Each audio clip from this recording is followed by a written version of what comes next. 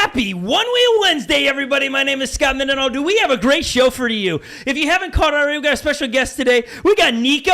He's a professional one-wheel rider, racer. We're going to get to him in a second. We got all the normal culprits, compadres, my friends in this place. We are a YouTube channel podcast that talks about all kinds of things in this world that allows us to cover things from one wheels to the products inside the community. We're pretty stoked about it. We race on Sundays. Always a laughter. I almost said hoot, but that's just, what? Who says those words? Like your mom. We got my beautiful wife who's pulling shots at me, taking shots at me, Holly Mendenhall. How we doing? Coffee in hand. With a whole pitcher of coffee. The rest of it there. in the pot on the other side. Let's get it started. With a candy cane. Yep, we've got I feel like you have Thanksgiving clashing and- holidays there. No, Pick one. this has actually been a conversation in our household. It is okay to mix the holidays. Okay, we're mixing. Okay, we got a mixer going on today. And then we have the one and only, you all know her as Lily Wiener. Woo! As opposed I got to my coffee, I got my greens, and I got my water. And yes, I'll drink from all of these during the podcast. Yeah, are you dehydrated? No, I think I just get bored easily. And bored with drinks? Yeah. I mean, there's a lot there's a lot of things there's a lot I can unpack from I get bored there, like in your singleness, could be there, you're bored, it could be. The only thing that's constant is your car. That's not what I was talking about. Oh, but your car is the only There's constant. no evidence in my life that I get bored easily in that area. With your car? Yeah. No. Oh, with what area? You said the other one you said. What did you Anyways, we should talk about one I would like to wheels. hear you say I don't the get bored area. with my one wheels either. I've had a pint for a long time. Yeah, but as soon as Yeah, something new come comes out, you're on. like, Come oh, on. my I want- pint sucks. I want No, a GT. you've I'm been very whining and excited for- whining. I'm very Anytime I do we- not whine. We- I don't think I've whined. That's Oh. offensive to her. She's offended by that. When have I whined? Okay, you have strongly said your pint is just blah. I don't like racing You're not my a pint. whiner. You might be a suggestive. Here's the deal. Let's hear it. I don't like racing my pint, so I prefer to use something else for that, or I'll go slow and be last. I like using my pint to go get coffee, Okay. I like a cruise. Okay, that's right. okay. Okay. Holly's got something to say. If everybody else was on pints, you'd probably be fine. I wouldn't like You're- racing it. I don't know about that. No, Because it let's pissed be me off honest. so The many contentment disappeared last year when the Pine X came out in the GT. You're like, ugh. And then when it That's showed up a here, really great way to put it. you're but like, I I'm think no longer that's- content. Yeah, I like the GT. Okay, that's what we're trying to say here. My goodness. didn't and when, get bored with and it. when the VESC board arrives here, Yeah, Float Turtle. I'm getting double teamed. He says you are. yeah, correct. normally it's, wait, why does no one ever point that out when I get double teamed? Because look at this face. I'm looking at it. Easier to feel bad for. Oh my goodness! That's ridiculous. She is the only one with a one-wheel trophy sitting on her desk. Yeah, my True. gosh. I got to make my own. Okay, I would like to catch Okay. up on the chat here. Oh, she would like to jump back in the Someone chat. said Lily Vienna. What does that mean? Lily Wiener? Maybe. It means Lily Wiener, maybe. I'm pretty sure. Somebody said that in their household they mix two holidays. They miss Hanukkah and Christmas. I grew up doing that. Look at this. Can you see this? Can you get on me? Oh my gosh. Oh my gosh. It went up It's your gonna sleeve. go up your She's got a shirt. bug. It's a Oh bug. my God. He's so Gosh, fast. They missed it. They're all over the place. Minnesota box in the elder fall. bug. Okay, so should we get right to it today? Should we get our guest on? We got Yeah. everything. Okay, he's sitting in He the. probably has an opinion on me being discontent with my Oh, he does. He probably does. He's going to say, you need a VESC. Yeah, he's well versed. I can tell he's studied up on who we are and what we do, the shenanigans we pull. And so, in light of last week's conversation, we started with VESC boards. I said best boards. VESC boards. There were some people that were completely confused what we were talking about. And then on the other side that love technology and get into and just geek out on it, like you didn't say it right and didn't give enough. We've brought an expert, like beyond expert. Okay, this guy knows his stuff. He spends day and night studying technology. The man is a genius in his own right. You're going to take one look at Nico and understand this man is not your average man. He is smart. He is educated. He is well skilled in riding his one wheel. He can make it things that you and I only dreamed they could do. He comes in weighing at 100 pounds soaking wet, and he's 5'2". He's the same height as Lily Wiener. This is Nico, everyone, professional one wheeler. Let's put our hands together for Hey, him. Nico! How you doing, Nico? What's going on, everyone? There's your official introduction. That's pretty much our standard mode of operation around here. We've got to give good introductions to those that are on the show. I'm sure you've heard it a million times, but that was legendary. Bro, all you got to do, download that clip, or we'll clip it for you, and just hit play right before your next race. Just play that out. Oh, for sure. I got this. First place easy. Yes. And then right hands down. into the theme song of Rocky. Dun-dun-dun, Yeah, dun-dun-dun. right. Goes right into Rocky. You're ready to roll. So everyone, this is Nico.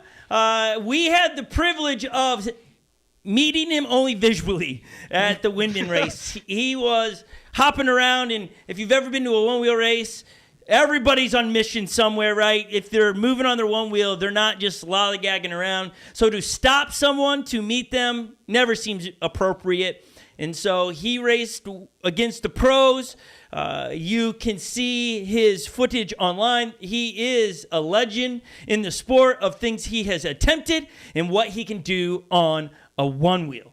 And it's impressive. And we're going to show a clip, Nico, before we get into the conversation. Remind everyone here on the podcast, and if they're not watching, they miss out a whole aspect of our podcast because a lot of it's visual. And so here is footage of Nico attempting. How big of a jump was this gap? How big was it? We didn't measure it officially. We just took steps to figure it out, but about 20 foot gap. So. Yeah, it was big. It's impressive.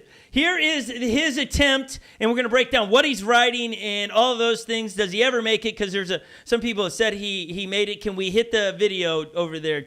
Here it is on his YouTube channel. Let's hit or his cow. Instagram channel. There's the FPV view. Just launch and bam, plow right into it. Let's I roll gave that it a one. few shots. Did you?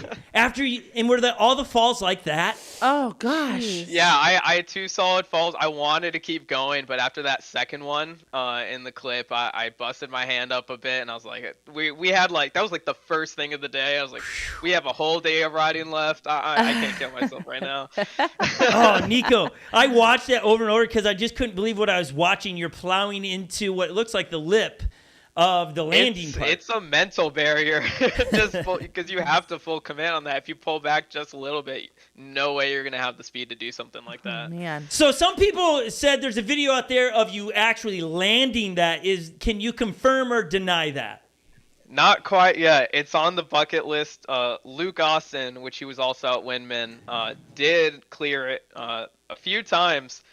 With his Overlander lifters, those things are just the real deal. Like he got all the air he needed, and we checked out like the speedometer to see like what top speeds he was hitting to clear it, and I think he was getting up to like 24 miles per hour. So Okay. you need And what's a he lot riding? of speed to clear it. Was he on riding GT? on a that GT? was on GT. And what were you riding? I was on my my VESC with a 80 volt battery, so a bit more power than the GT. Okay. I didn't have the lifters, so I couldn't lift it quite as high. I do have a rear flight fin, but I wasn't really using it. I'm not a flight fin jump guy. I mainly just ride as if I didn't have fins, you know? Yeah. But coming back, I do have a plan. I've got something in the works with the VESC. A bit experience, and this is kind of the beauty of VESC, that like if you want to get into VESC and like just ride it like a normal one wheel, you can. If you're someone that actually does have the skills of like software programming, coding, you can dive into it basically as deep as you want. So I've got this remote here that I just got recently. It's just an eSkate remote with a throttle. But I'm gonna add in some code into the firmware that basically lets me use this to adjust the board's like nose tilt angle anytime I want on command. So normally when one wheels are hitting jumps, what you have to do is come in with as much speed as possible and then bring the nose up by braking, because otherwise you'll just dig the nose right in, right? Yeah. With this, I can bring the nose up and then continue to accelerate their speed. off the kicker and basically be able to hit jumps like EUCs do. Wow. What? That's on paper. Yeah. Someone will have to have the guts to actually try it. Maybe it'll be me, maybe it won't be, but we're going to see what we can do. But like immediately when you're saying that thing, you're already freaking some people like, wait a second, what can you do? You can program and write code. We probably should back up in the conversation of VESC. For sure. Because I think my understanding with VESC, I would not get a VESC to ride it like I would a Onewheel. Like, I think you're missing the point of VESC if it's just, I'm going to have a VESC board just to keep riding and never take advantage of all of the bells and whistles that are available. For sure. Right? Like, why go through that? And I'm sure there's other people. Yeah, for sure. There's definitely, so there will always be an audience for future motion boards. You know, some people come at VESC from a perspective of like wanting future motion to go out of business. At least me personally, that's not how I see it at all. You know, there will always be a market for a board that, you know, someone just wants to buy something, not worry about it. You know, just want to ride when they want to ride. And there's definitely like a beauty in the simplicity of that, you know. For someone like me that actually is willing to take the extra time to like learn a few things here and there and wants to get the most out of my product, VESC it basically allows for that, because like I don't just have certain presets that I just have to accept that that's the way the board rides. I can basically dive in as deep as I want, and that doesn't have to be super deep. It's definitely you still have to tinker with it to an extent, but it's at a point where there's a controller that you can buy from Baker's PEV that's totally pre-assembled. I sent you the link to it. Totally pre-assembled. It's almost drop-in, plug-and-play. There's a few extra things you have to do to get it set up. And there's videos online to help do that. But when you say that, Nico, I'm sorry to interrupt you, because immediately you say that. No, you're fine. If you have any questions at all, please feel free to interrupt me. Yeah, I think for those that hear that, like, I want a VESC, but then you hear there's a little bit more. Like, what are you talking about? Soldering stuff in? Or are you talking about you got to customize the plastic in? Right? Like I remember when. When Float Life came out with the shorter board, which is the Growler, right? And they talk about you have to modify some things. People freaked out. They're like, what do I have to modify? And then you realize, oh, you just have to cut the little controller box that's in there already because you're shortening it. Wasn't alarming, but so what are you saying? A couple other things. So I buy we don't have an image of what he's talking about, the complete plug-in controller box. That's $700 for those that want to know. $700, and you can purchase that. But what are you talking about, or a couple other things? Is that explainable to the audience? So real quick, I'll clarify one thing. When people say VESC, it's very easy to like see all this publicity on it and think VESC is like a competitor to Onewheel or a company or something like that. VESC is a very broad term, and that's just what we use to describe it. But VESC itself is just the software side of it. The actual controller, like in the same way you have a future motion controller. Yep. There's I don't know number, but there's tons of controllers out there that are able to run VESC software.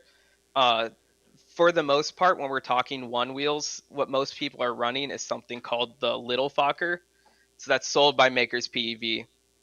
And if you go onto the website, go into DIY bundles on their website, they have a controller you can buy that's basically just like this. You just plug it into your Onewheel, and if you've never taken apart a Onewheel, it's pretty nuts and bolts. Just keep track of your screws. It's not terrible. There's videos online showing you how to do that.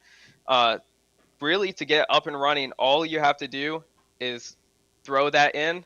On the battery side, for a Onewheel, your battery has the battery and then a BMS, which is something that just helps keep the battery healthy. In simple terms, long term. And the easiest way to get started is to just take that BMS out, because it's not compatible with the Little Fokker, with a VESC. There's DIY stuff you can do to get it compatible, but in the short term, if you're just trying to get up and running, you can go without it. So all you have to do is plug in the controller, take out the BMS, and for the most part, it should be good to go. There's a few things you might run into an issue here or there that there's videos online that show how to solve those. And at the end of the day, there will still be at least some kind of aspect of you have to be willing to, like, if you run into an issue, to ask questions Right. and figure out how to solve it. But the community is growing more and more. There's constantly going to be new like documentation and videos people are putting up to make this whole process easier and easier. So it's definitely, you can take it as simple as you want. Right. If you don't know how to solder, me personally, people might not realize this, I've never soldered in my life. Like, that's not something I've ever, I'll probably learn at some point, but I just don't know how. It's not something you need to do. There's even a DIY kit that Makers PV sells where you actually build the controller yourself. It's not pre-assembled, but that still doesn't require any soldering. They just give you the controller and all the connectors. You have to source a 3D printed enclosure like this that you can either print it yourself or there's people that buy them. And you just put everything together, but it's honestly kind of like adult Legos. Yeah.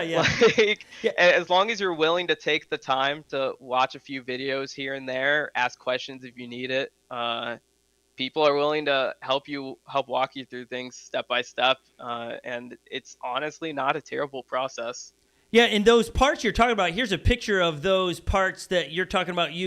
Again, when you search online, the whole pre-done controller is $700. If you purchase just this, I think this is between $300 to $350 for all these parts, and then you'd have to plug them in and then have someone or yourself, if you have a 3D printer, print the controller box to put all of those in.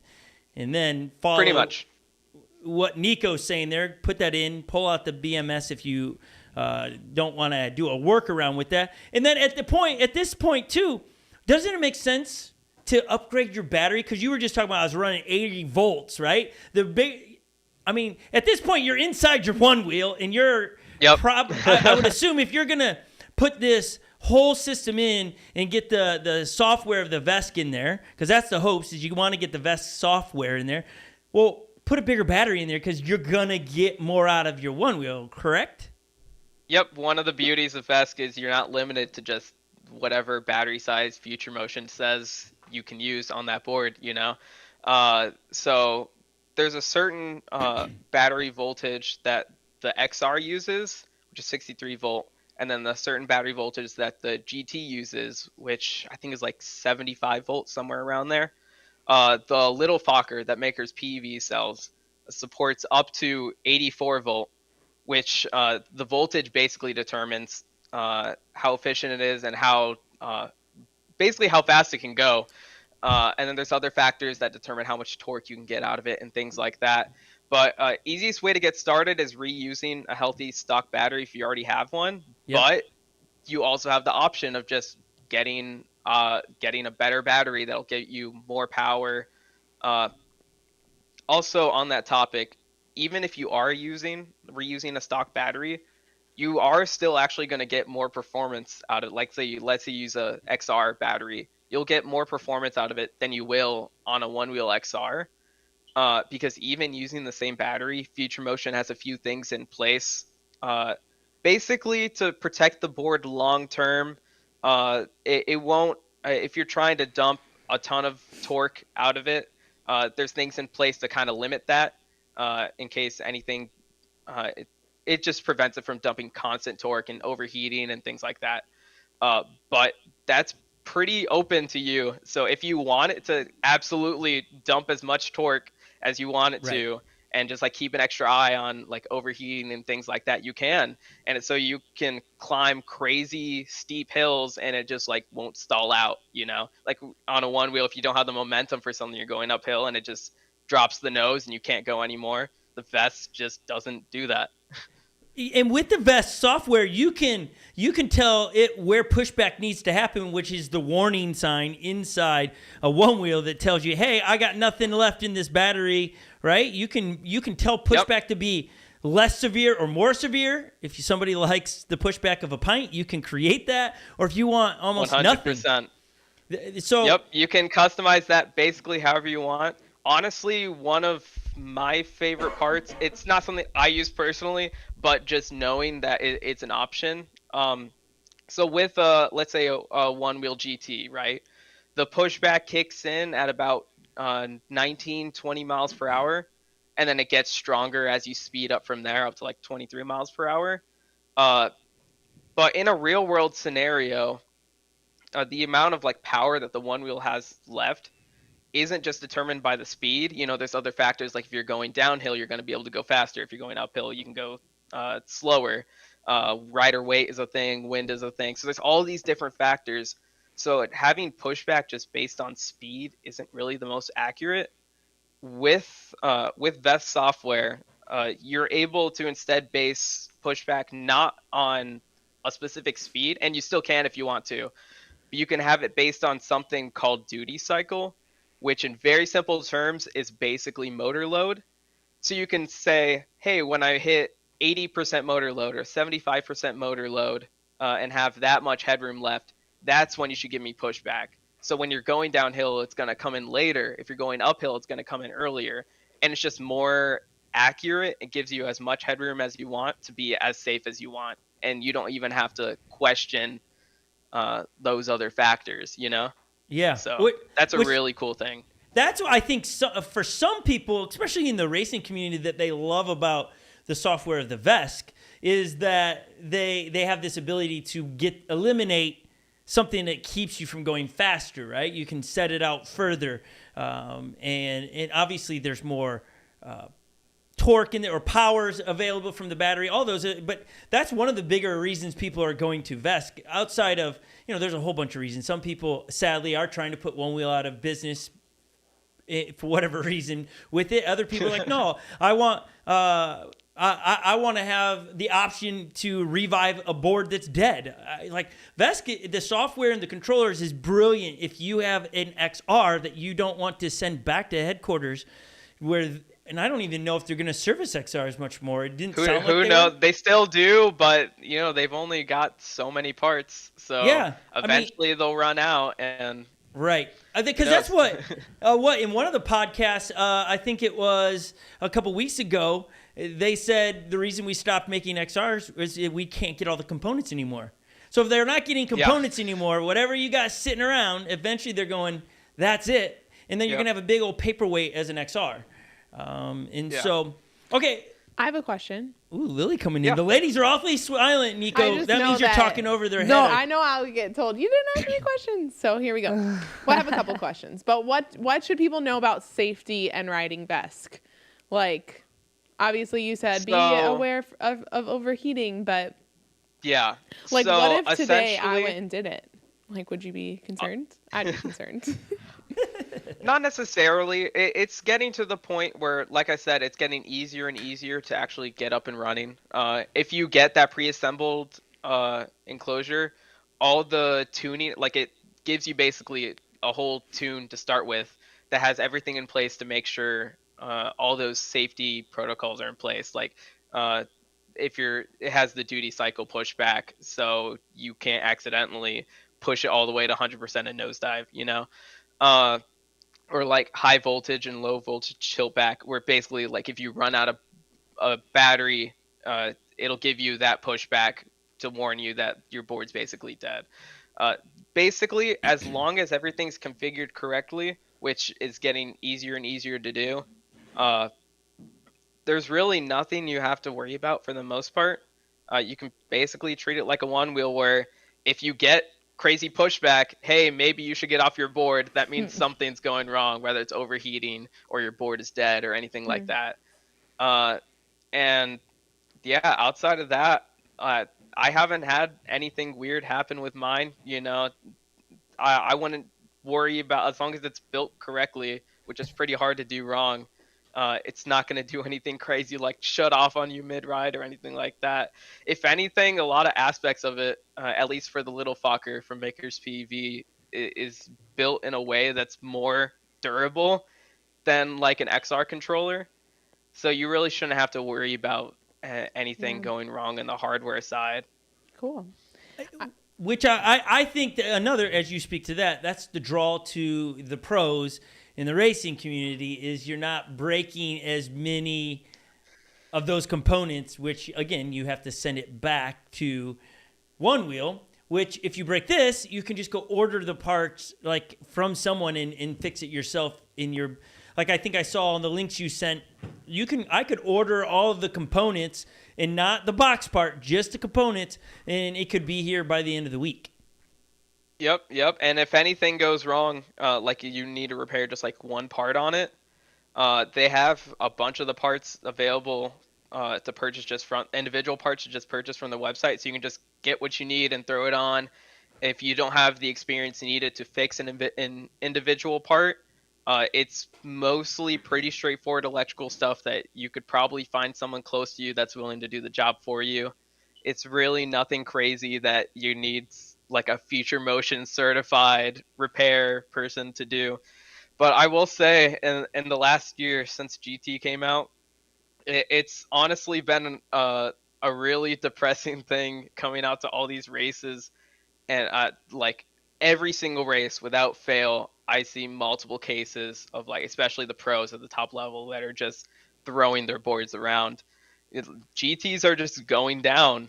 Something will break on it. Something will come loose. The board will shut off mid-riding, and they just can't do anything because there's no options other than sending it back to Future Motion, which obviously doesn't work during a race, you know? Yeah, so that's why I see it just gives a lot more options. That's why I see a lot of the pros have 2 GTs, so that if something does happen, have to. You have a backup. You really have to. and you're talking, and you know, some of the top pros are sponsored, so they're getting boards, but still 2 boards, that's $5,000. It's expensive. If you're paying right out, right? If you're not, like, again, I'm sure most of those pros are getting boards and whatnot, but it is complicated. It is complicated in those side of things. And we're all aware of the rights to repair and that movement and all those. And I think Onewheel's trying to figure it out, and we want it to be faster than they can figure out. And here's VESC comes in, and it allows you to be able to do some of these tweakings that you want. Now, let me ask this question. Can you, I've seen videos of people VESCing the Pint X, the XR, and then I saw somebody VESC a GT the other day. I didn't click it, so I don't know if it was true. It has been done. I've ridden it.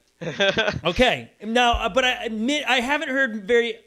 You and I were talking, so I got to change the way I was going to say this because we talked previously. But I hadn't heard anybody doing a growler. VESCing it. So, and that's a really good question. I'll actually rewind a bit to what you were saying about pint and GT and everything like that, because I constantly see the same thing. Can I VESC a pint? Can I VESC a GT? It is possible. The way the community is right now, the vast majority of people that are VESC converting their boards are starting with XR. And a big part of that is just how many people have XRs, that they just want to make it better. And the simplicity of the XR platform, like we talked about, it's basically just nuts and bolts. Like right. It's very modular, so it's a pretty easy platform to start on. And there's just a lot of things that people already like about XR. For most people, that's the board that they grew up loving at this point. And I'm kind of in the same boat. I just like how the XR rides. So almost everything in the community right now that supports these conversions is geared toward XR. So it is possible to VESC a pint, and it is possible to VESC a GT. But with the way Future Motion designed those boards, it's much more of a project for sure. You actually have to salvage the connectors from the original controller on those. Basically desolder them, put them on new connectors, and it's definitely a lot more work. So it's not something I specifically recommend. It's possible. It's not something I'd be able to do, so I can't recommend it to other people. The easiest way is to just get a used XR or used Plus and start from there.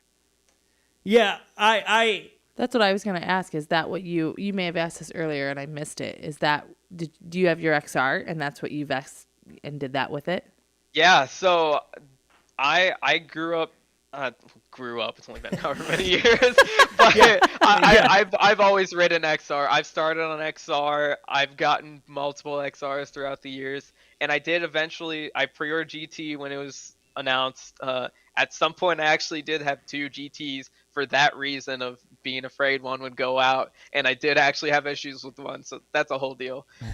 At this point, I have sold my GTs. I Both really of them. don't have any reason. Both of them, I really have no reason to ride them now, because one of the big parts that got me into VESC in the first place, of course, all the things we've already talked about, but honestly, the biggest thing is all race season, I had both XR and GT, and I still raced my XR because that's the board I just feel the most comfortable and safe and familiar on. There's design changes in the GT that, like it's the platform where your feet rest is slightly higher up, so the board feels slightly more tippy. There's less tire options unless you do some crazy expensive mods to it. You have slightly less nose and tail clearance. So there's a lot of things that just put me off about racing on it, and I just kept racing my XR and just getting as much juice as I could out of that thing. So when VESC started becoming more and more actually viable, that's just the direction I moved in, because now I can keep riding the same boards that I love and the boards that made me fall in love with the sport, but actually be able to get more juice out of them and be able to compete with other people on GTs. Okay, so what happens, like, I try to look up Race for the Rails from this past year. You finished in the Eastern in top 22, is that right? You were 22nd? Yep, Eastern qualifiers, I believe I finished either 21st or 22nd, and that's out of everyone. But in terms of people that raced XR, I raced second.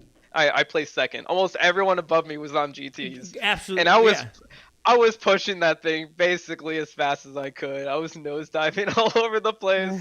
So what People happens? have gotten comfortable enough with GT where you really need something with more power to compete at this point. So what happens, like, in this next In the upcoming race racing season, world, where I got to assume outside of, like, I would assume dirt servers and Windman and all these are going to be fine with VESC, but let's say you make it to the main dance, the main race, and they're not gonna let you do a VESC.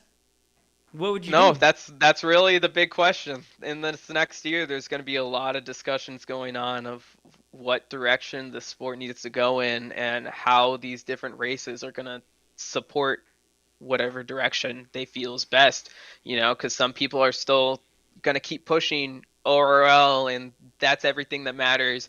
If it's not an ORL race, it doesn't matter, but then there's more people that are going to start pushing this more open side, whether it's like open classes where any board can race, or maybe races where we have a higher voltage VESC class that's separate from GTs and XRs. There's really a lot of ways to go about it. I know Dave Stewart from Function, he's actually putting on a race, I think in June, somewhere around there. He just recently announced this called Trail Slayer, I believe. Yeah, I saw that the other day. He's basically pushing this to be sort of that alternative that isn't relying on future motion. Of course, you can still race GTs and everything like that, but be open to whatever board you want to race. And he's pushing it to have similar prize pools. I think he's talking about over $10,000 in a prize pool currently.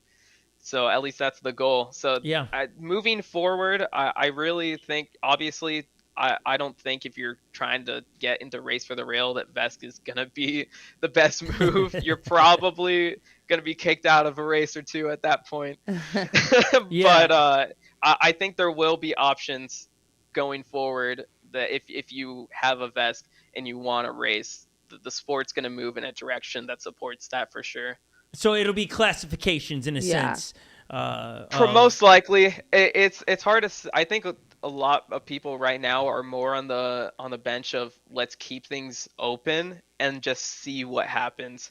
And if it gets to a point where VESCs are absolutely dominating, then let's make a new class. But it's hard to really. You don't want to make that assumption until it's actually there. Yeah. Well, and that's what you hear some of the other pro riders saying, like, when GT came out, if you weren't riding the GT, you need to figure it out and switch over to the GT.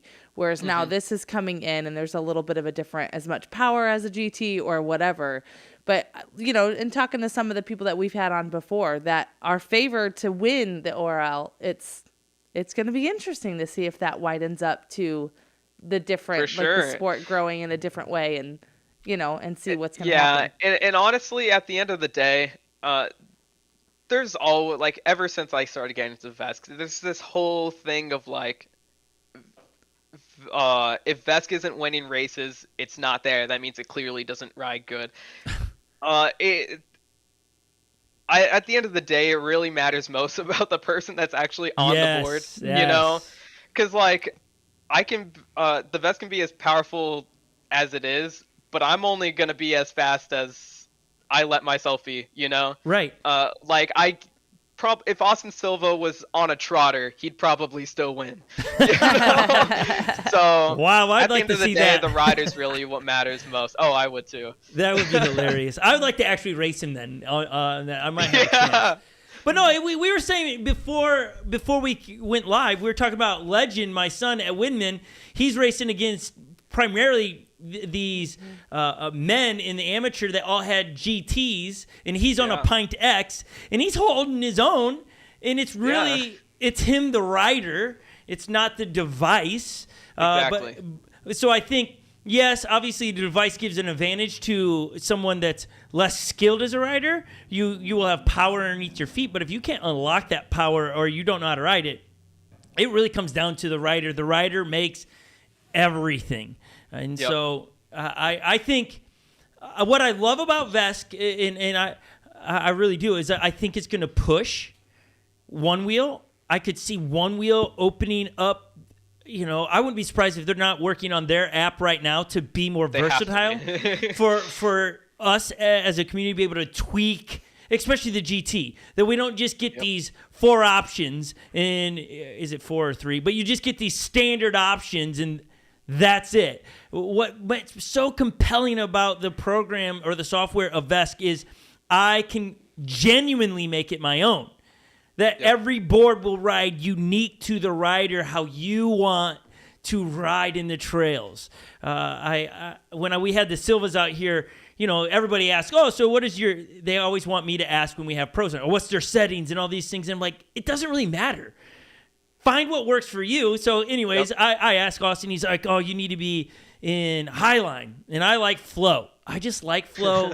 It's nice. Oh, it's nice. It's nice. It just does what it says. You feel very flowy. Well, I change it to the Highline, and I can't stay on the board for nothing anymore. It's so rigid to me. I'm falling off all over the place. That's probably why I hurt my ankle up there, because it was right before we went into the practice at Windmill. I go, Windmill, I'll do that. And think that I'm going to... It was so foreign to me. And I think that's what VESC offers, is that you can customize it to you, and anytime somebody gets on your board, they're going to like, this is a whole new world to me. I don't know if I like it. This isn't what I want. And so I think Onewheel's answer to the VESC needs to start with them opening up their software. And that's what's exciting. Up until this point, Future Motion has basically had a monopoly. They could make their boards however they want. They can make them however powerful they want. And they have all the patents and things like that. So everything that they do, there's really no one to tell them otherwise.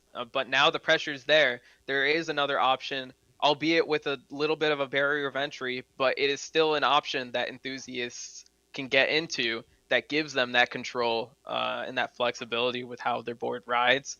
And I know multiple people that have already come to Future Motion, like pros and things like that are telling them, hey, VESC has these features.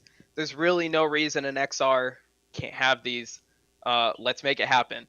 Because there are aspects of how a VESC rides that is just better than a Future Motion board, to be quite honest. So there's certain things. Yeah, go on. I have a input on that. We've got people that are content with the settings on their Onewheels, XR, GT, whatever it is. They're cool. Maybe they race, maybe they don't. Maybe they trail ride, maybe they don't. And I mean, even reading the comments in the chat today, the VESC community is passionate, and I love that. They're like even more passionate than the Onewheel community, and the Onewheel community is so passionate. What do you have to say to those people who genuinely are content with, like, I can see, I do CrossFit, and like I want everyone in the world to do CrossFit, so I'm gonna tell you all the things that are good about it, right? But there's gonna be like someone like Scott, who's a runner, an endurance athlete, who's like, I'm just gonna stay in my lane and do what I want to do. What do you have to say to the people who feel the pressure coming from VESC and want to just stay in lane with what Future Motion is doing? Obviously, stay on the board you like riding. Like, that's the point of it all. The point is to just have more options for how we can make this board ride and how we can build it to be our own. But if you already have a board that rides exactly as you want, enjoy it. Like, continue being content.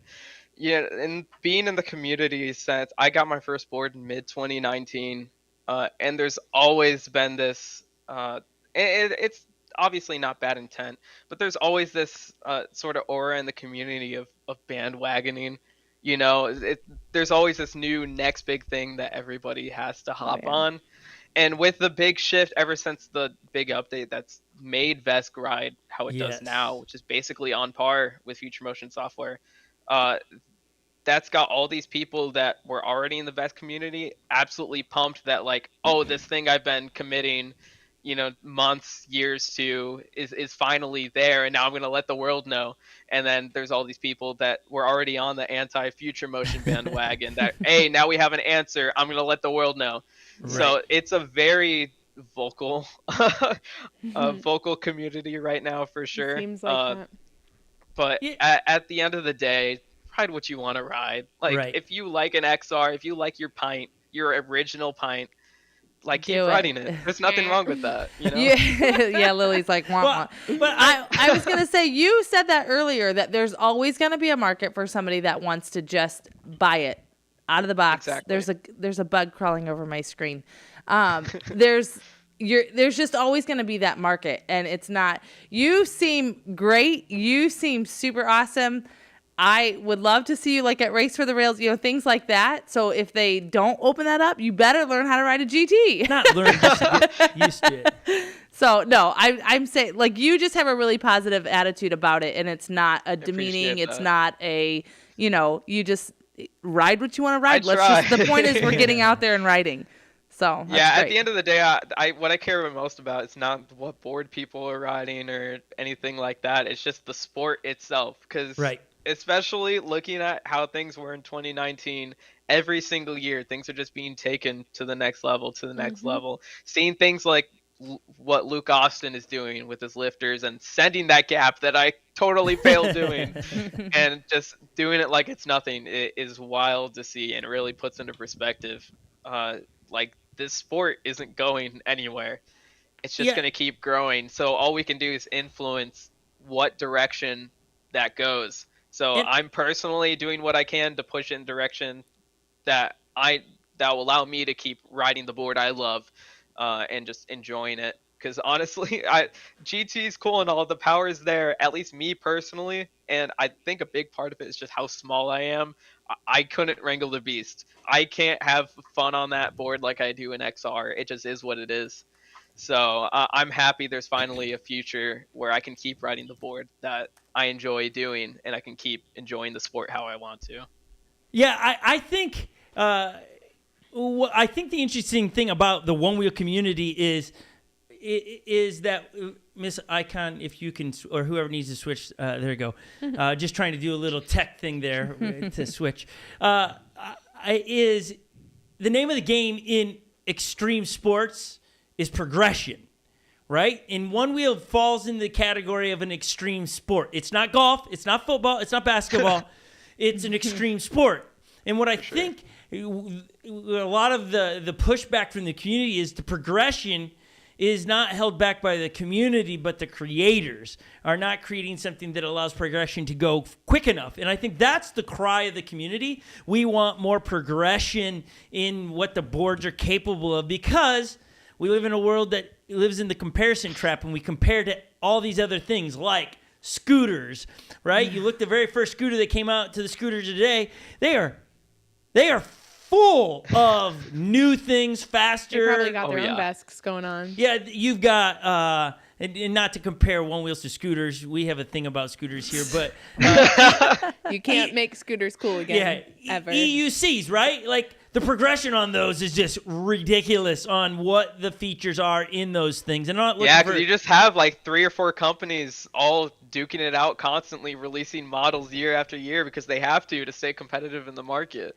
but what So it does Future is Motion and Onewheel hasn't had that until now. right. And so, especially if you're going to make a sport, I think what's unique to the one wheel community is we're trying to make it a sport.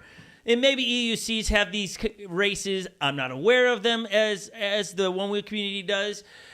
But we're trying to make this a sport in itself, like mountain biking. Somebody compared this to the early days of the mountain bike races, that they can see where it's headed in the future, but they got to get sure. through these the baby stage of the growing pains to figure it out, and how fast is this sport going to progress, because the athletes and third-party companies are coming and going, we're going to build things so the jumps can get bigger, so that all these different things. My wife's looking, what are you doing? Do I have a There's bug a on bug me? on you. Where?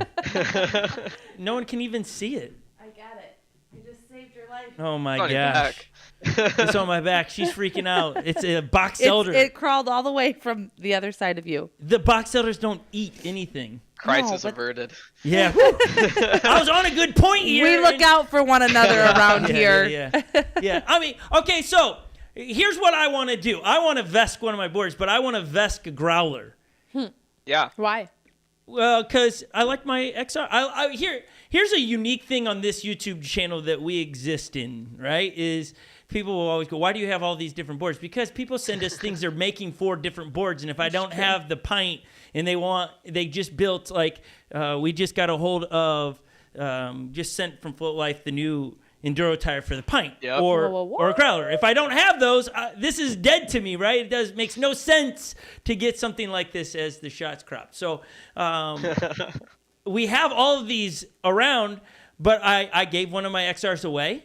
It was the WTF rails, and I really liked it. That was my favorite board I've ever ridden. It was a nice board. It was my first XR, and somebody's just. They were over at the house a couple months ago, and they're just like, hey, I wish I had a board. I was like, in my head, I was like, I got a couple. Why am I holding? I'm not going to hoard these. Yeah. Yeah. You definitely get to a point where you reflect, look at your entire quiver of boards, like, maybe I don't need all of this. Yeah, so I gave it away. So in hoping to VESC the Growler, what's your experience in VESCing a Growler? I think you made mention that you did that. Yeah, and I can actually pull it out in a second, but it's really, at the end of the day, a Growler is just an XR with shorter rails. The entire process is no different. So if you look up anything that's out in the community about how to actually get up and running with an XR converted to VESC, it's going to be the same exact deal. Here, let me pull it out real quickly. But one of the beautiful things about VESC, like we talked about, you can do anything to make it ride how you want to. So if you have something like W rails, and we'll see if I can get it into frame here, if you can switch back. Yep, there you go. I have a Growler that's converted to VESC with Growler WTF rails.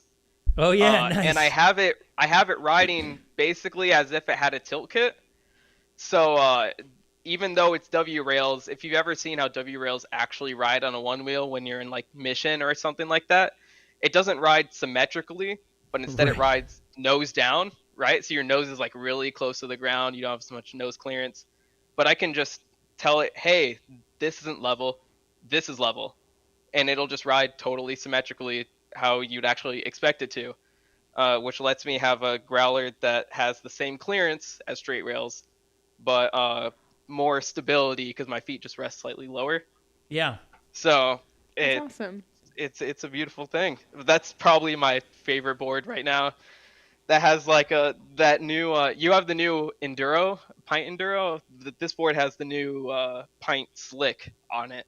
Yeah. So it basically rides like an extra rad, but better, slightly more stable, but like just as nimble, and it just feels amazing. That's awesome. Yeah. So have you gotten it out and rode it top speeds, like when you get over 20 miles an hour, is there a lot of speed wobble to it, or can you move things around in the app so that doesn't happen? Does it get more squirrely, or is it just dialed once you dial it? I will say, so there's a certain aspect to how a VESC board rides that the handling is definitely slightly different. So let's say you're on an XR or a GT. You know how if you try to turn really sharp from a stop, like just getting on that tire edge? Yes. How it's pretty easy to dig the nose in when Yes. you're doing that? On a VESC, it just keeps... basically on an FM board, it literally drops the nose when you're getting on the tire edge. Why it does that, I'm honestly not totally sure. On the VESC, it just keeps the board level how you'd expect it to. So you can get all the way on the tire edge and just basically do 360s in place without digging the nose in. So that difference in how it handles definitely translates to a board with the same tire riding a bit more squirrely in general. So that's something to get used to when you switch over to VESC. But even with that, this new tire is just I haven't gone crazy fast on it because it's just I riff around campus on it. But I've gone 20 on it and really no wobbles whatsoever. That's awesome. My extra rad, at least with how worn it was, it definitely gets a little sketchy once you get up to high teens, low 20s. It wobbles on you and you have to pull back real quick. Yeah. And that was one of my questions, because that's the board I will VESC. And I'm like, man, am I going to run into issues and wish I hadn't done that?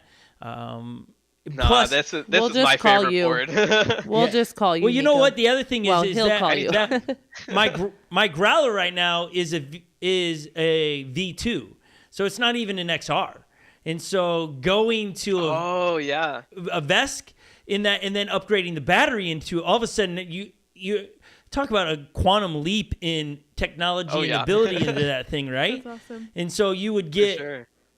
And again, that's where I think, in my world at least, VESC software and the controller boxes are coming into oh man, I can revive old technology and have something that is relevant again, because that Growler, it's great to ride, but shoot, you only get 4 miles on the thing because it's a V2 It doesn't keep up.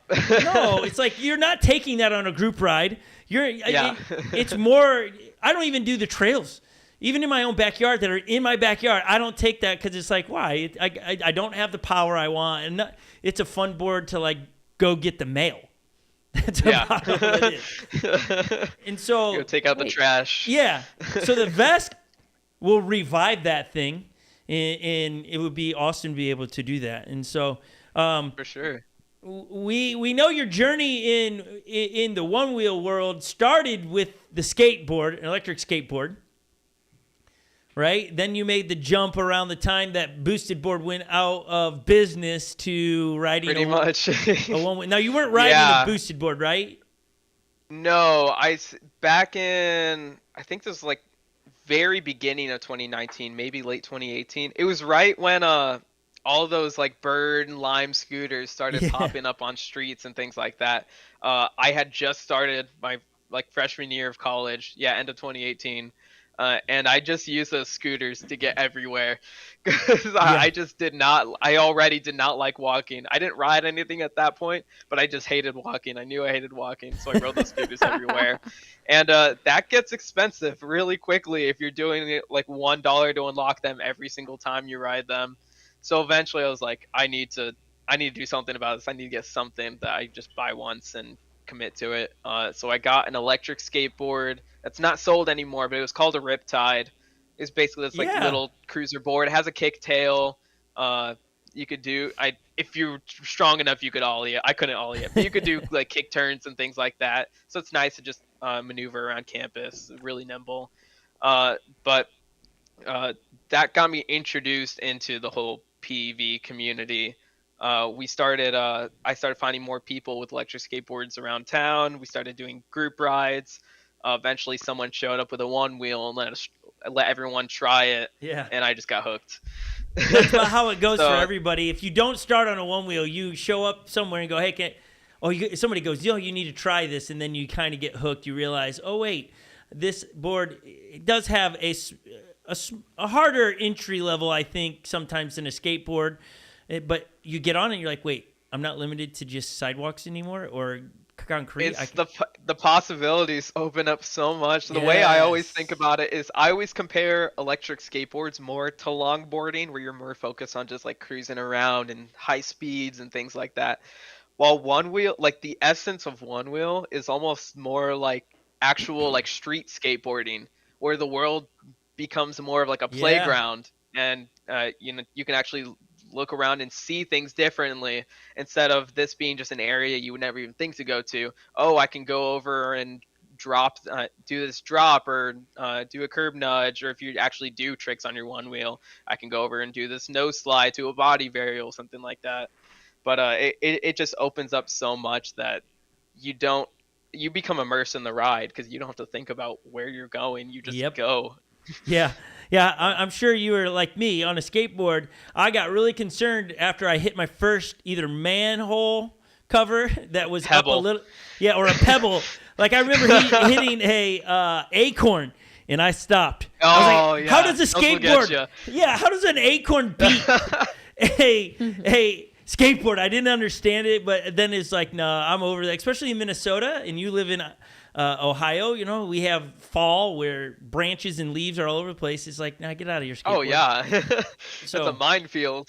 Yeah, it just was. So it's fun to hear where you start, or just doing a little research on our part.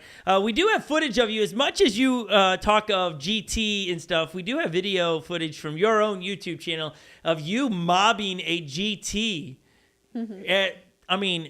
really impressive speeds. You put I almost said thermometer, but you put the speedometer in the bottom left. Okay. So that wasn't a GT. Oh, that was in the GT race at Float Life, at this most recent Float Life Fest. They just call it the GT race because it's more oriented towards GTs. It was like a 30-minute long race. But I was actually on my VESC for that. Okay. And that was before the big fix. So like at that point, it still rode pretty sketchy. Yeah. Okay. So here's the footage. Like we'll roll it. You'll see it to confirm. Like if it is where you're saying this is. Oh, so that's an older clip. This is actually a few days after I got my VESC up and running for the first time. But even in this, like on a trail, I'm right here, 29 miles an hour, right there. That's insane. Yeah. Just casually, because even on a GT, it can handle those speeds. But when you hit pushback, it's almost that mental barrier of like you have to hesitate and like specifically actively think to push through that. Okay. With this, if you don't have any pushback enabled, you just don't think about it. You just keep going faster. Yeah. I had no idea. Like I said, this was like my second or third day on a VESC. I had no idea I went that fast until I looked back at the footage. So that was mind blowing. And I think for those that are either tuning in late to the conversation, that would go back and start at the beginning, because Nico's given a lot of information. Even I think, did I see? I saw somebody else in the chat just trying to steer the conversation, like make sure we explain that VESC is the operating system or the software, and then there's a controller box, so that we're bringing clarity to that. And you can't order, like you got to order the parts to do it. You can't just, it's not like a board. Yeah, because of patents and things like that, it's not really, as far as I know, it's not really feasible to sell a fully assembled board ready to go.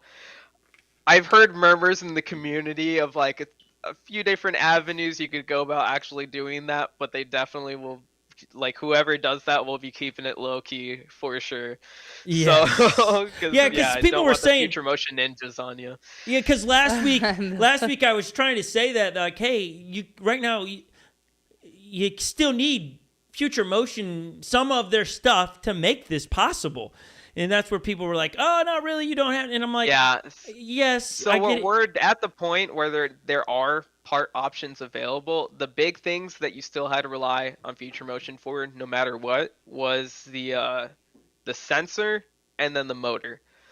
Now there is a new motor option from Fundraising called the Superflux motor, which is actually more powerful than a Future Motion motor You'll get about the same, if not more torque, and you'll get, I think, 15% higher top speeds. Wow.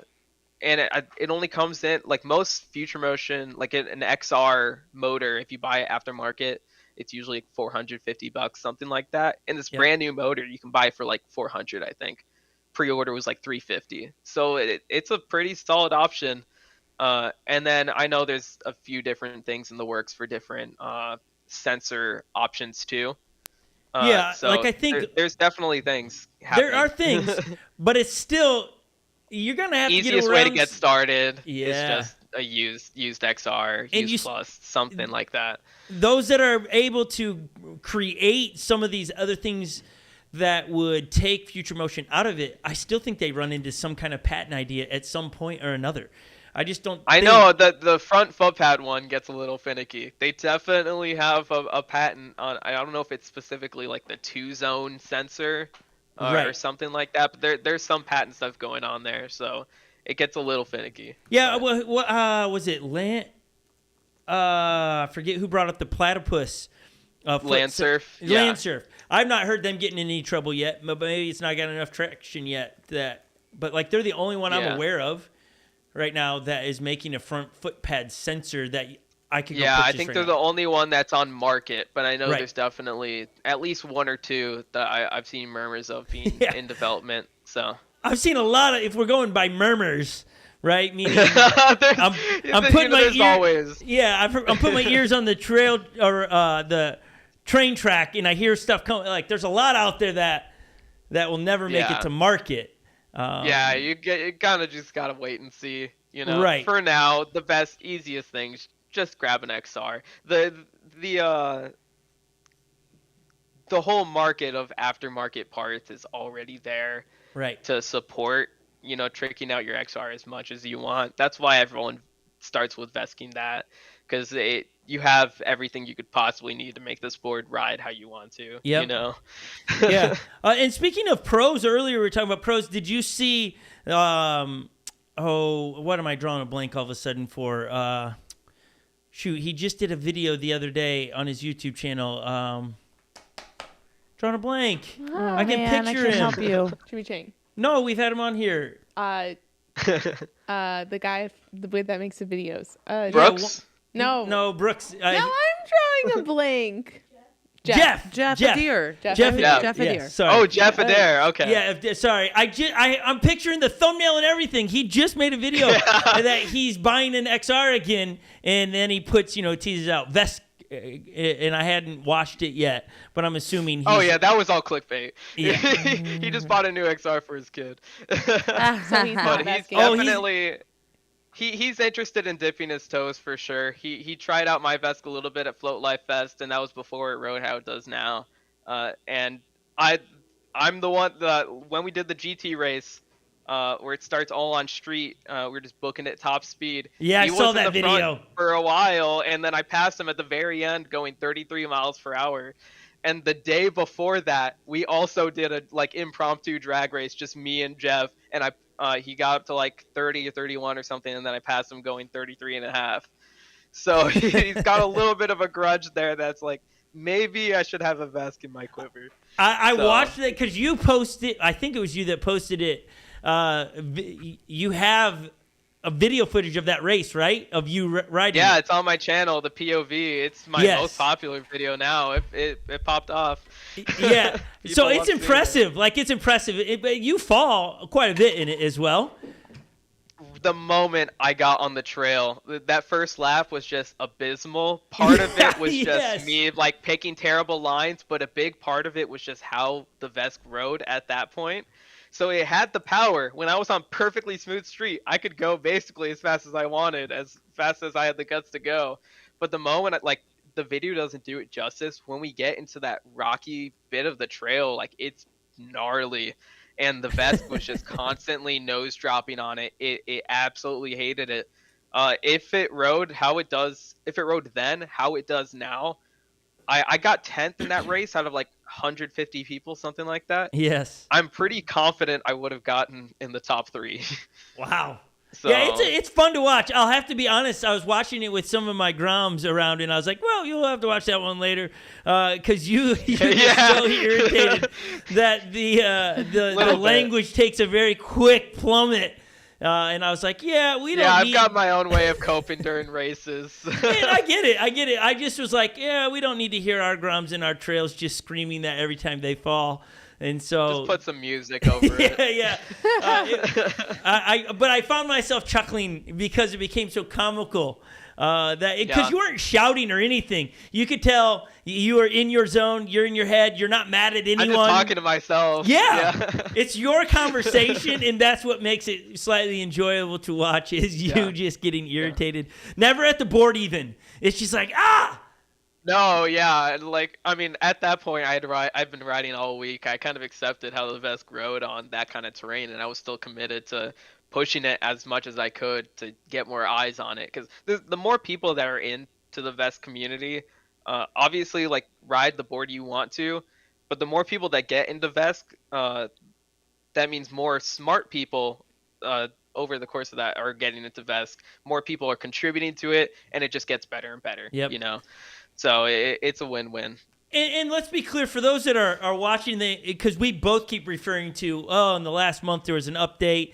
And that's really what's made the community pop off right now about VESC. Because before then, it was based on my research. I've not wrote it, so I want to clarify for anyone that's going to, you haven't even wrote it, how are you saying it? It's from me watching videos. It was great on street, but the minute you hit the trails, the nose dipped too far down that you just plow into any hill that's... Yeah, so basically, when I first got into VESC, I was by far one of the people that was most critical of it. Because when I got into it, no one that was into it was racing or anything like that, hitting trails hard. So there's so many people that were like, oh, this ride's way better than a future motion board now. I'll never touch my XR or GT again. And then I got it up and running. I was like, what is this? This is not what you guys said. So I was pretty hypercritical on it and just did everything I could to make it ride as close to a future motion board as possible. And I feel like I got about as close as I could. But no matter what, we had this issue. Basically, any kind of vibrations, any kind of bumpy terrain, the gyroscope inside of the board, or technically the accelerometer, all that, basically gets confused when you start going over bumps, and it'll think your nose, and let's say your board stays perfectly level, it'll think your nose is getting higher than it actually is. So it tries to bring that back to level, but since your nose wasn't raising at all, that bringing back to level actually makes the nose dip. Ugh. And so as you go over more and more bumpy stuff, that just gets lower and lower and lower. Yes. So when I was racing it, I'd have to have a bunch of stuff in place to compensate for that. So I'd be like racing top speed on like chunky terrain, and like the board is saying it's somewhat level, but if you actually look at the data in the app, it thinks it's at like 6 or 7 degrees nose up. Yeah, and it's not at all. Yeah. So there's a bunch. I had to constantly tune to the specific trail, and then for Windman, that was still an issue, and I spent all my practice time. Basically, that's why I was all over the place. Just spending as much practice time as I could, dialing everything in as specifically as I could, and I did end up getting 6th place in that race. I think out of 15 pros and then like 90 people total. So I was really happy with how I did. However, the night of it was the night before the race, is when I got a hint from someone that like this fix had been discovered.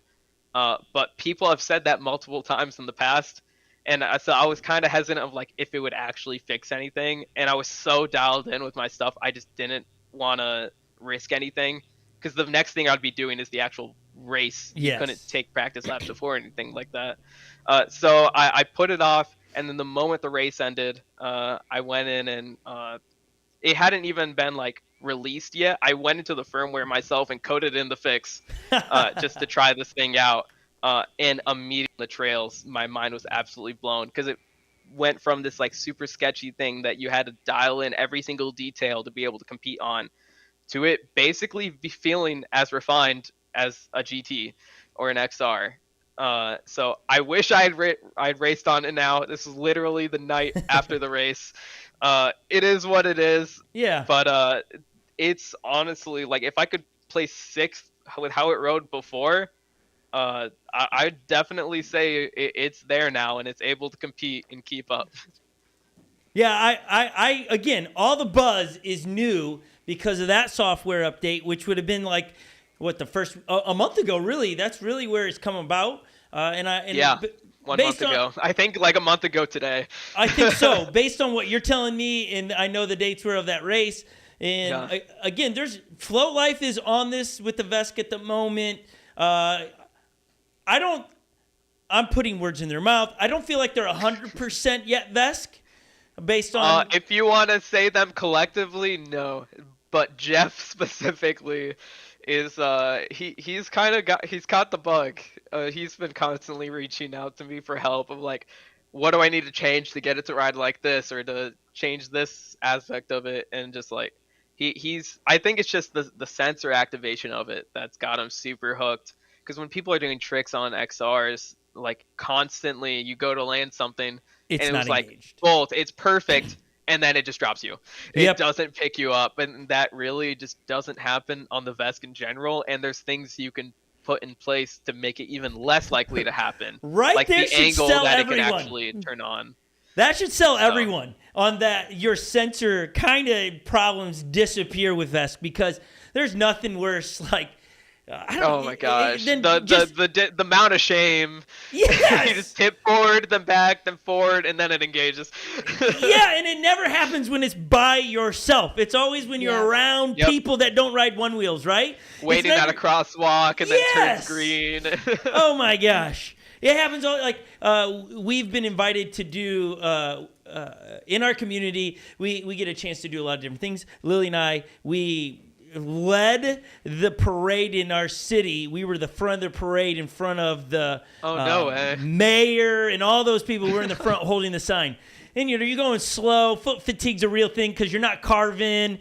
And at times you break because people got to catch up. And then you're in front of all these people, thousands of people. And then there we are trying to activate our XRs. It's such...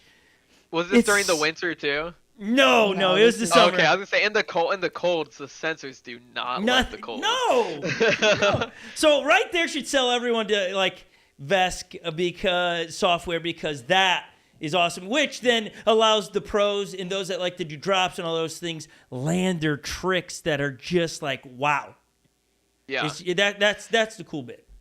It's a game changer for street riding for sure. Because at the end of the day, like how heavy the GT is, it is not great for tricks for that reason, and the XR is eventually going to go away. So it's what happens to the trick scene.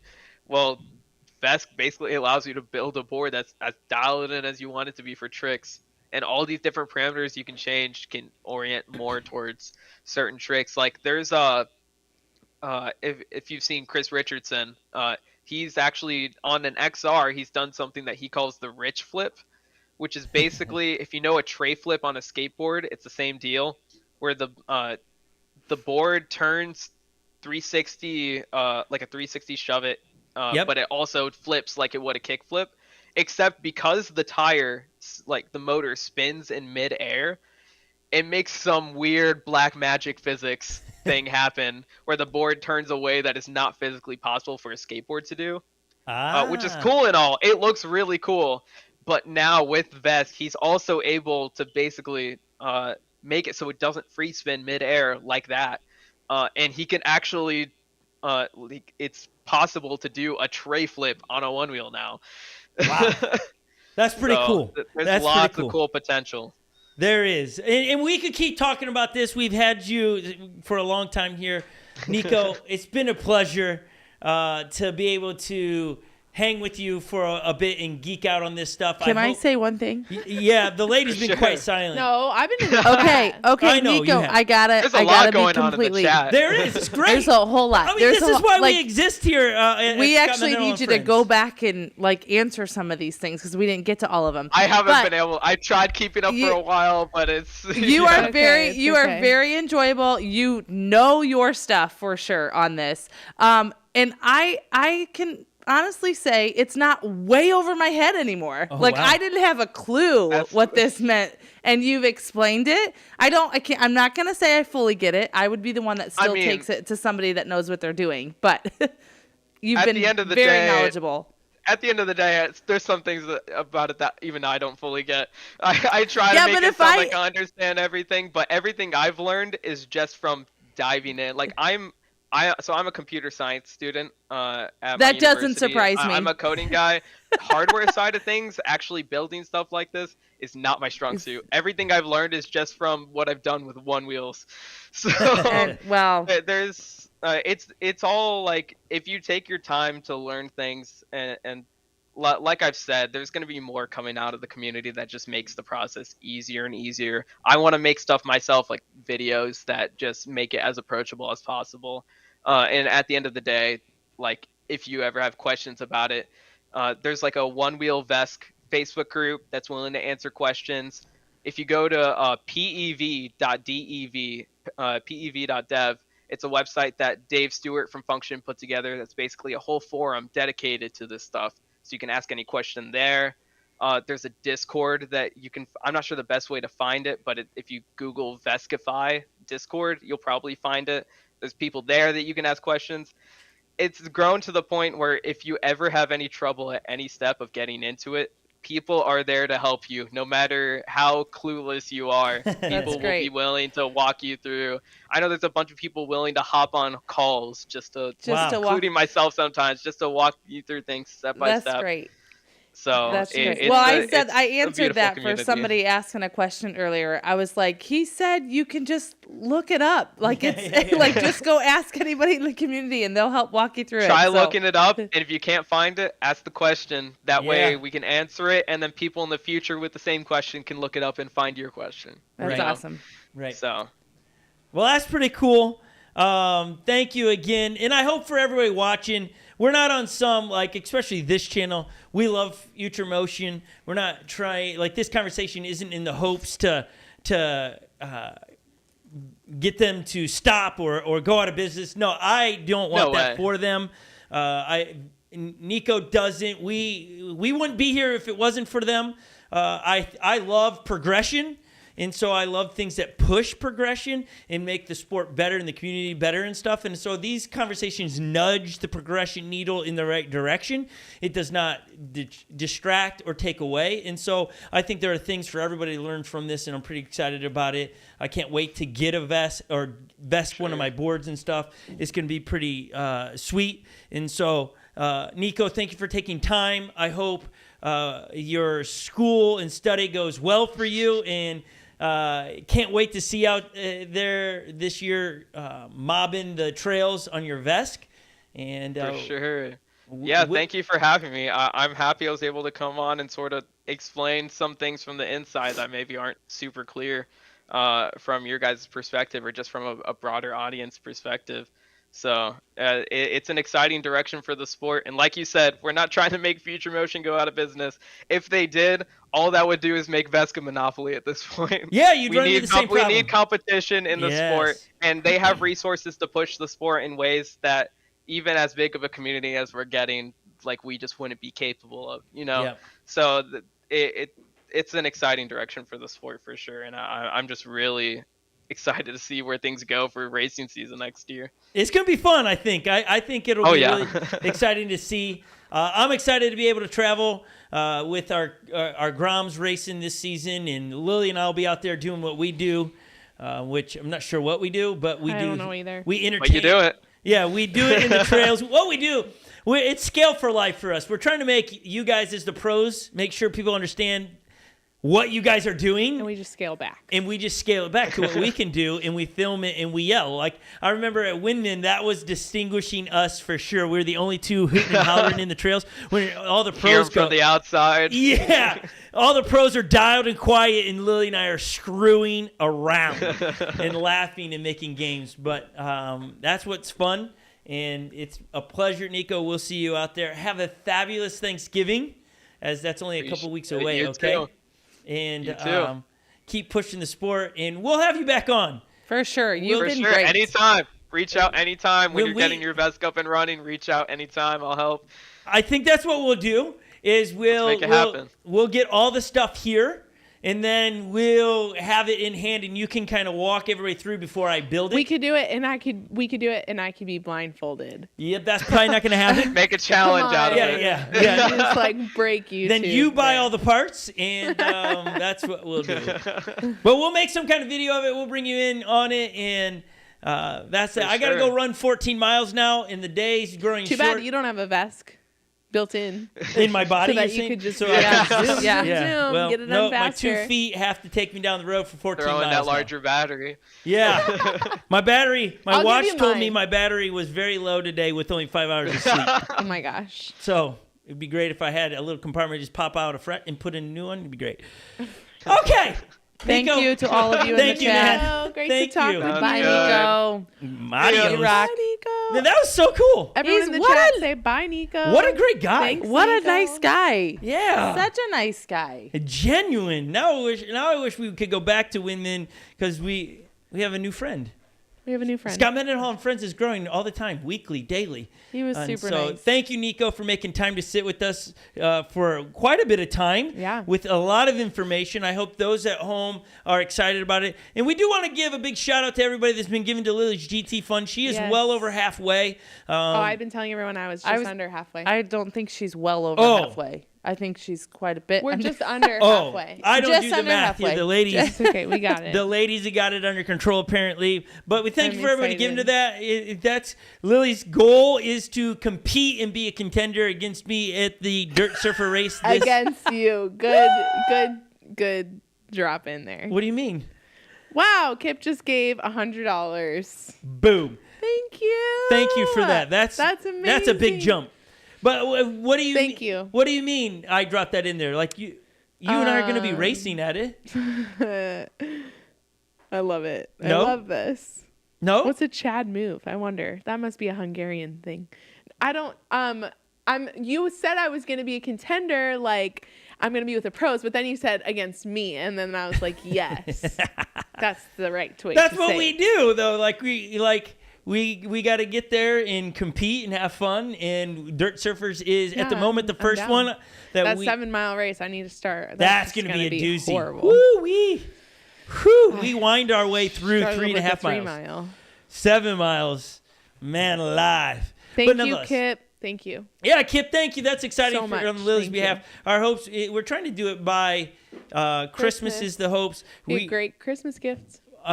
First week in December, we're going to awesome. be down in Arkansas practicing at Passion Play. the Passion Play or Eureka, Arkansas, where we're going to be able to let our groms practice. Lily and I are going to come and we're going to mess around. Holly's going to be in charge of all the kids at these races. what And we're I going to do. try to I'm so good film at that. and capture what happens at these events over the next year. But we're really trying to get Legend, who we're trying to figure out how he gets to go pro. We keep deciding, we think we are saying to him he's got to win amateurs first and then he can go to pro.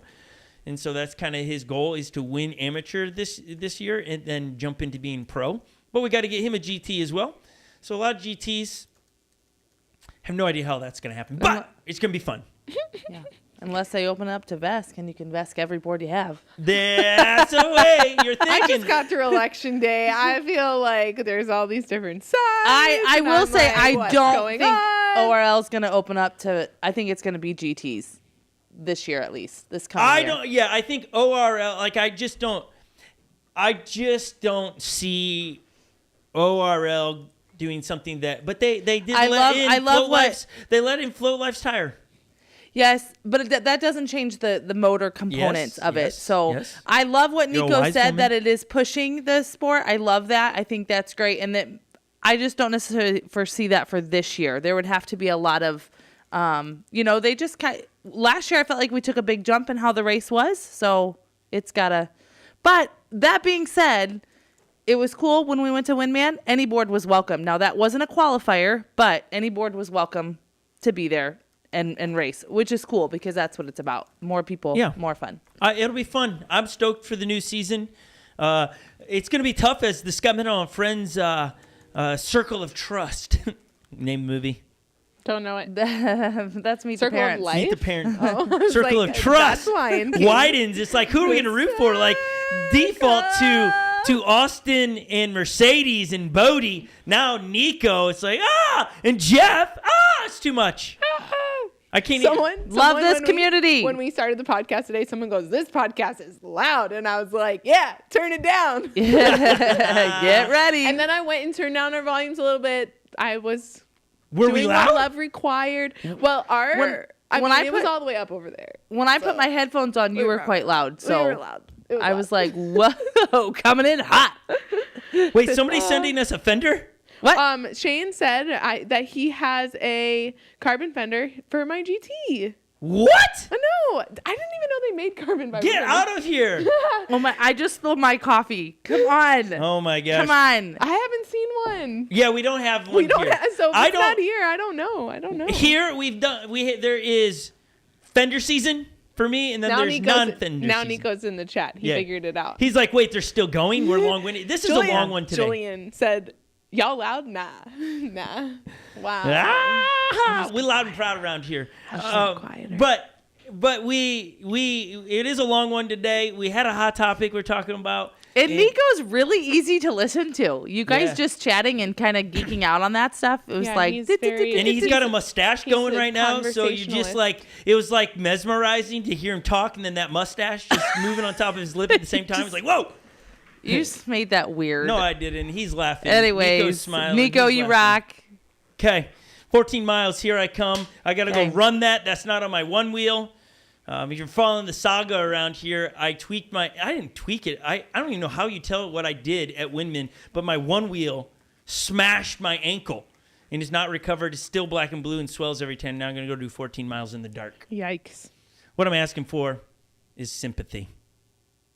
Okay, cool. No one's giving anything to me. That's great. Everyone's still in the chat. We could probably keep going. We could, but we can't. We must get out of here. Nonetheless, subscribe to this channel. If you're still around this long, you've not subscribed, I don't understand what's going on with you right now. Just subscribe already. I don't even know. Drop a comment because the live chat is on fire, but later on people need to see the comment that they should read the chat.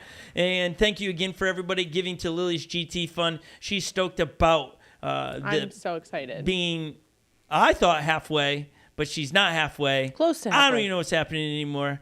Somebody is siphoning money around here. No, I just No. Oh my gosh. No.